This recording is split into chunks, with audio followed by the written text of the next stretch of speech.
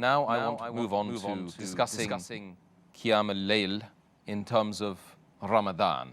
Could you give us some information about Qiyaam-Ul-Layl in the month of Ramadan? All the advantages, all the blessings, all the excellence which are there, which I spoke in the earlier answer, for Qiyaam-Ul-Layl generally, is multiplied in the time of Ramadan. Ramadan is the month of mercy, as we discussed earlier, and you get more sawab, you get multiple times more sawab, 10 times to 700 times.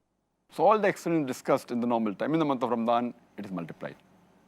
And the beloved Prophet Muhammad said, it's mentioned in Sahih Bukhari, point number 3, in the book of fasting, hadith number 2009, that anyone who offers the night prayer in the month of Ramadan with the belief and with seeking Allah's reward, all his past sins will be forgiven.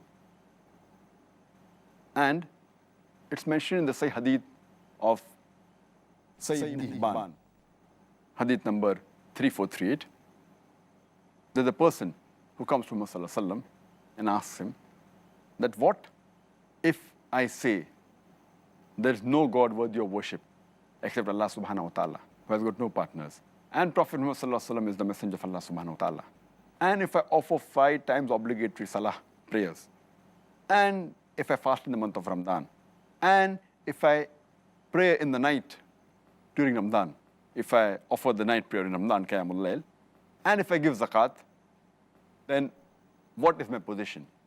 So the beloved Prophet said that anyone who does all these things, he will be amongst the Siddiqeen, that's righteous people, and among the Shuhada, amongst the martyrs. So this is the importance. Everything is the same, but it's multiplied. Will be called amongst the righteous people and amongst those who are martyrs. And therefore, a person should see to it that he should offer the Qiyaam-Ul-Layl in Ramadan. It's very important. He should not miss it. And furthermore, besides the spiritual benefits that are discussed in the previous answer, there are even physical benefits.